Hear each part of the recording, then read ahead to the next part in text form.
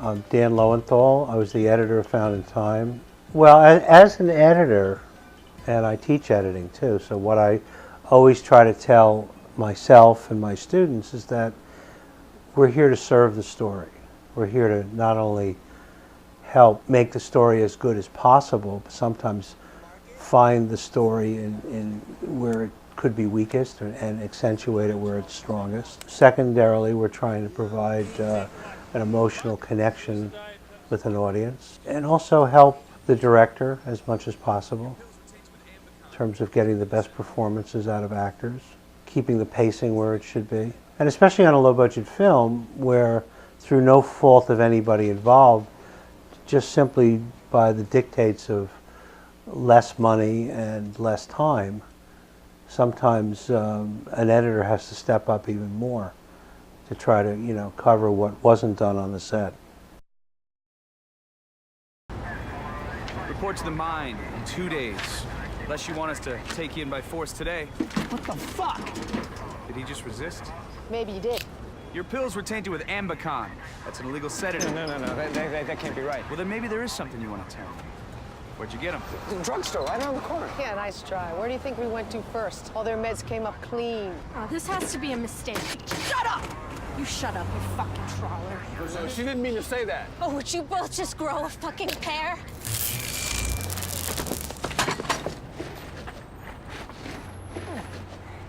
"2 days, asshole.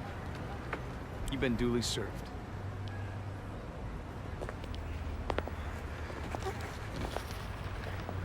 I had the luxury in Found in Time of being able to put the film together in sequence. These days I usually get the film somewhere during production, maybe a week or so in, and I start to put together the film usually out of sequence. In this instance I was able to put it together in sequence. I never knew more than any of the characters. Sometimes if you know the ending and you cut the ending first, you don't know the build to the ending. Or if you start in the middle, you don't know what comes before. You know what comes before in the script, but it may not necessarily have been shot exactly that way.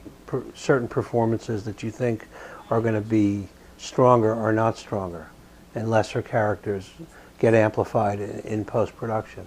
So this way, I think I was able to maintain a certain kind of editorial control and relationship over it from the very beginning, and I really enjoyed it. Presenting the first cut is the way I begin my relationship with the director.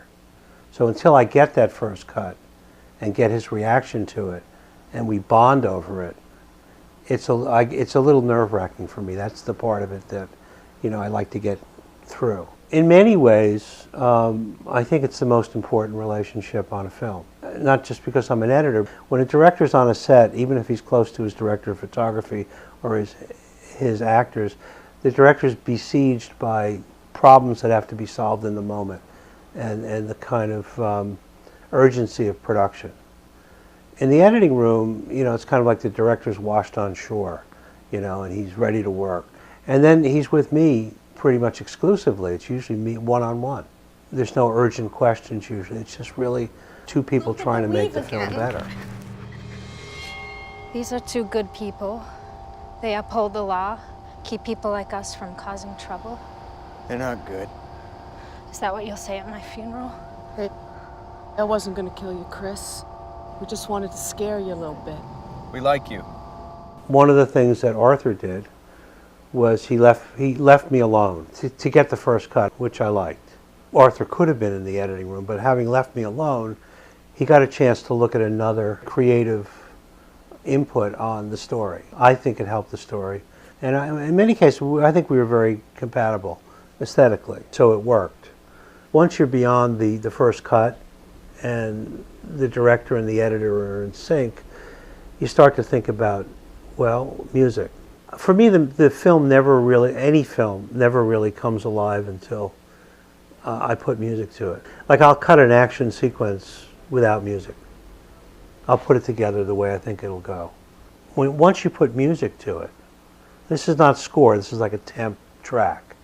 Then you have a way of moving the cut another step towards finishing it. Well, I had worked in Egypt. I had a library of music from a composer that I had worked with in the past. And I also had a lot of mostly Egyptian music that I really liked. And it had a kind of almost otherworldly type quality to it.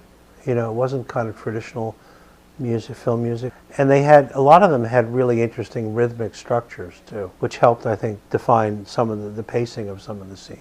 The interesting thing was that Arthur had sort of similar taste. We had a combination of some of those cues that I thought were right for the film, and some of the cues he picked. I think Quentin then took it to another level. I liked when we brought the sound editor in, because we had very few visitors in the cutting room. He had some really interesting ideas, and it was nice to see another take. Birds escaping! Going west down Eagle!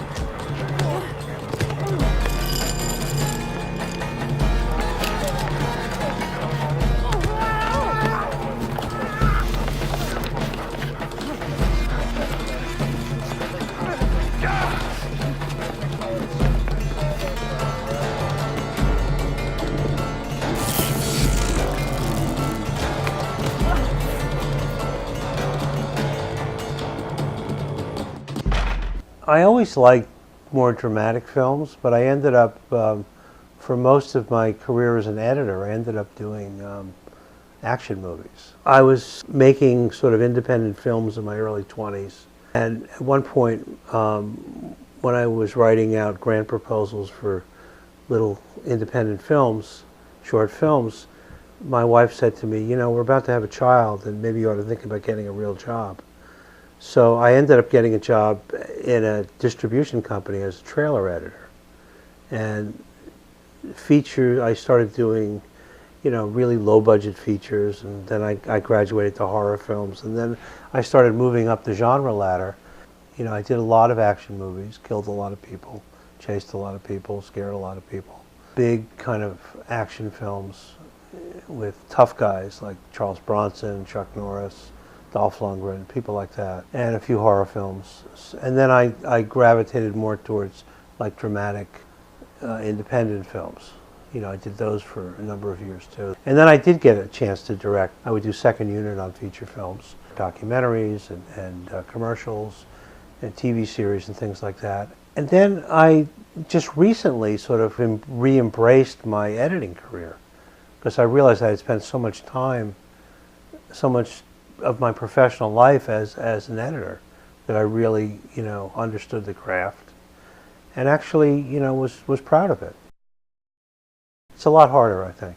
I grew up in the world of 16 millimeter and 35 millimeter. There wasn't a whole lot you really had to know. Every few years, Kodak would come out with a new print stock. The division of labor was really defined. There were picture editors, there were like sound editors, music editors, you know, and it was a more social thing. People worked with larger crews.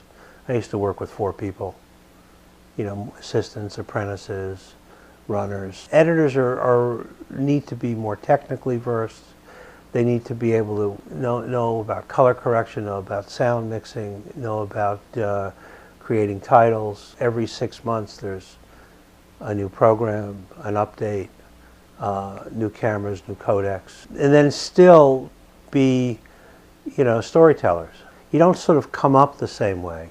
You don't start as an apprentice, work your way to assistant, become an editor. You sort of actually start as an editor. You know, with you get out of school or you're out of some sort of training situation where you know things, and you're expected to, you know, craft stories. It takes a long time until you figure out what stories are, you know, and how they go together visually.